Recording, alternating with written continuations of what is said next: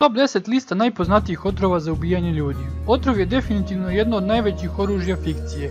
Hercule Poirot i Sherlock Holmes su izgleda razvili ukus publike za brze otrove bez tragova. Međutim, misteriozna ubistva su jedna stvar, ali kada priča postane realnost, potreban vam je pravi ubica. Ovo je lista najpoznatijih otrova korišćenih za ubijanje ljudi kroz istoriju. Mesto broj 10. Kukuta. Kukuta ili konum je visokotoksična cvetna biljka autohtona za Evropu i Južnu Afriku. Bila je popularna među antičkim Grcima koji su je koristili da s njom ubijaju svoje zatvorenike. Za odraslu osobu unošenje oko 100 mg kukute ili oko 8 listova biljke je fatalno. Smrt dolazi u obliku paralize, vaš um je budan, ali telo ne reaguje i eventualno dolazi do gašenja respirativnog sistema.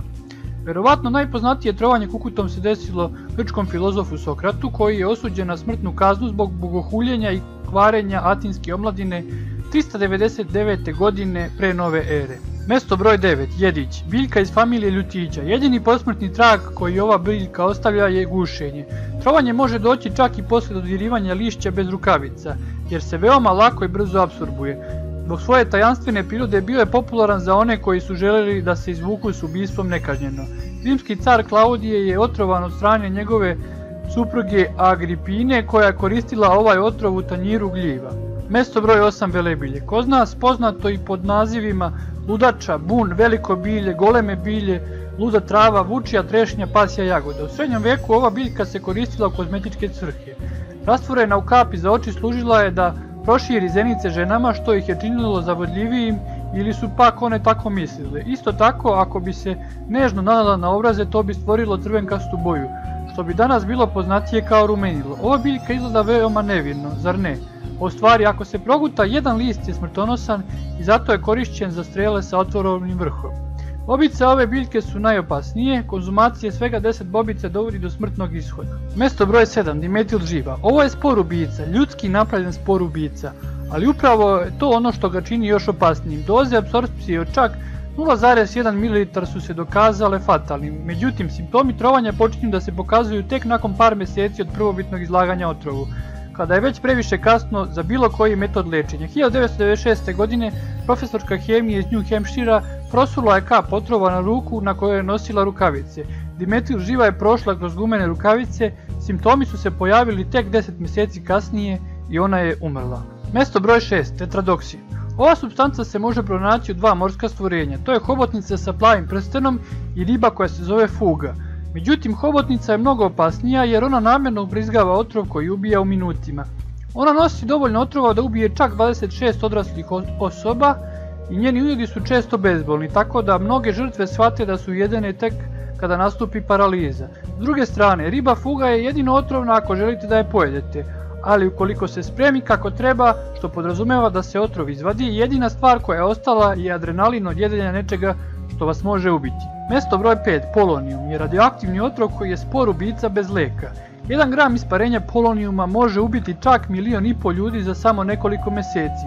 Najpoznatiji slučaj trovanja polonijumom se desio bivšem ruskom špijunu Aleksandru Litvenku. Polonijum je pronađen u njegovoj šoljici čaja i to doza koja je 200 puta jača od letalne. Umro je u roku od 3 sedmice. Mesto broj 4. Živa. Postoji 3 različite forme žive koje su ekstremno opasne.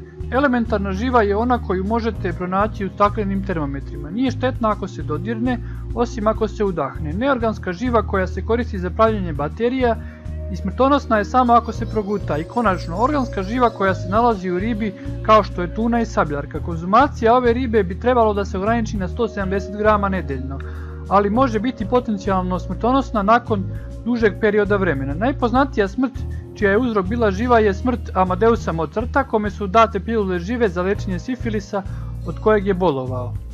Mesto broj 3. Cijanid. Cijanid je veoma popularan. Špijuni koriste pilule cijanida da izvrše samoubistvo ukoliko su uhvaćeni i postoji puno razloga za to. Prvo, zato što se nalazi u više dostupnih supstanci kao što su badem i seme jabuke, duvanskom dimu, insekticidima, pesticidima itd. Krivica ubistva se u ovom slučaju može prenijeti na kućnu nesreću kao što je udisanje pesticida. Fatalna doza cijanida za ljude iznosi 1,5 mg za kilogram telesne mase.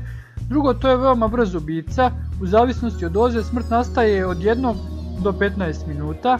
Također u formi gasa kao vodonik cijanid je korišćen od strane nacističke Nemačke za masovna ubistva u komorama tokom holokausta. Mesto broj 2. Botulinski toksin. Izaziva botulizam, fatalno stanje koje ako se ne leči momentalno izaziva paralizu koja eventualno vodi do paralize respiratornog sistema i dovodi do smrti. Bakterije ulaze kroz telo kroz otvorene rane ili gutanjem kontaminirane hrane. Uzgled, botulin je sredstvo koje se koristi za injekcije botoksa. Mesto broj 1. Arsenik. Arsenik se također naziva i kraljem otrova. Zbog svoje diskretnosti i potencije praktično ne može da se detektuje, pa se vrlo često koristi ili kao sredstvo ubijanja ili kao element misterioznih priča. Ali to je sve trajalo dok se nije pojavio Marshov test koji služi da detektuje prisustvo otrova u vodi. Svakako ovaj kralj otrova je odneo mnogo poznatih života kao što su Napoleon Bonaparte, George III od Engleske, Simon Bolivar i mnogi drugi. Na drugu stranu, arsenik je isto kao velebilje korišćen iz kozmetičkih razloga, kao puder koji se nanosio na ženska lica. Za više videoklipova pretplatite se na kanal Pantopedija.